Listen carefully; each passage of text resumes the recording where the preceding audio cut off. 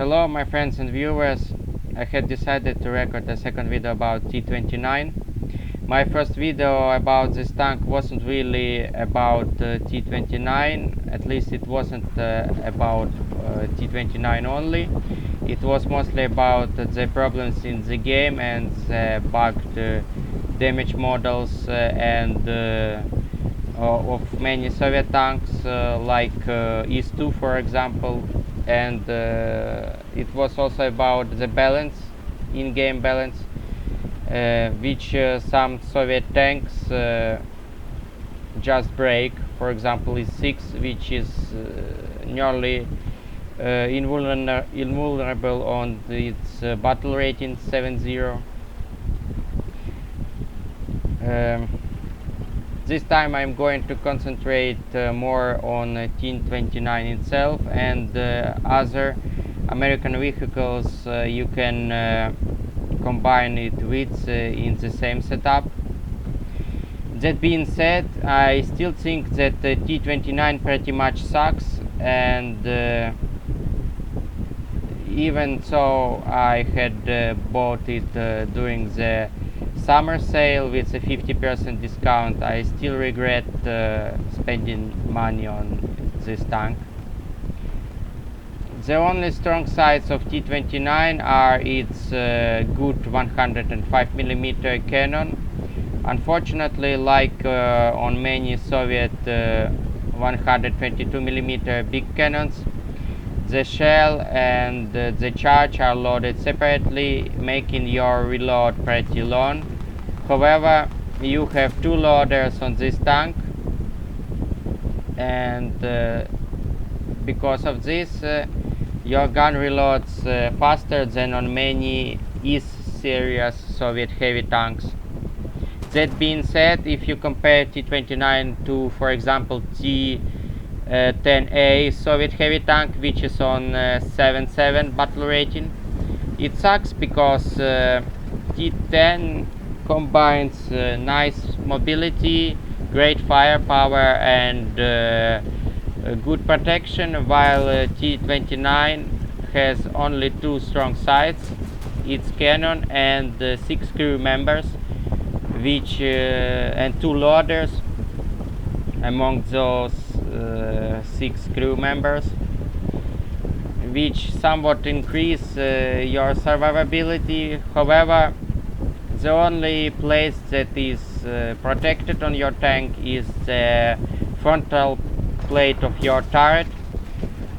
From all other sides, and especially your chassis, all other sides of your tank are not protected. Their armor is pretty thin, and most of the time your enemies will either one-shot you by penetrating you through the frontal plate of your chassis, or if you manage to survive, the exploding shell will most likely kill most of your crew and disable some models of your tank. That being said, while you can take advantage of Tiger II fighting against post-war machines, it's pretty easy to kill Tiger II, maybe because the developers just hate Germans, so they think that Tiger II fighting against Cold War era tanks and even some modern vehicles such as BTR-80 or BTR-80 is okay. I don't know what they were thinking when they had put so many post-war. Well, Tiger II just sucks, let's state it. And basically T29 sucks too. However, it is much better than Tiger II, and most of the time if Tiger II rolls out against you on T29, you will most likely defeat your enemy. because your cannon can easily penetrate Tiger II's turret even from the front, and your armor piece in high explosive shell will most likely one-shot Tiger II. Now I'm going to show you the other good thing about T29 is that it can be coupled with nice planes such as A2D1 Skyshark, which it is an American ground attack plane, which can, despite its pretty small size, it can carry a shitload of bombs, which can be used to destroy many of your enemies. In this case, I had managed to get 4 kills on it.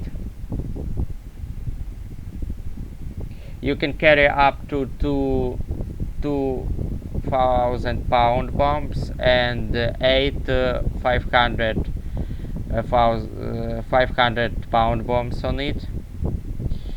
And this plane is also armed with 4 20mm cannons, which are pretty useful for taking out lightly armored enemy vehicles. So while T29 is a pretty bad tank, which is pretty hard to play on, especially if you compare it to Soviet post-war, Cold War era heavy tanks, nevertheless T29 can be coupled in a single setup with pretty strong close air support planes such as A2D1. Thank you for watching, like and subscribe, and please support Ukraine in whatever way you can. Slava Ukraini, and see you later. You can find a link which you can use to donate for the needs of the Ukrainian army if you want to. Thank you for watching again, and see you later.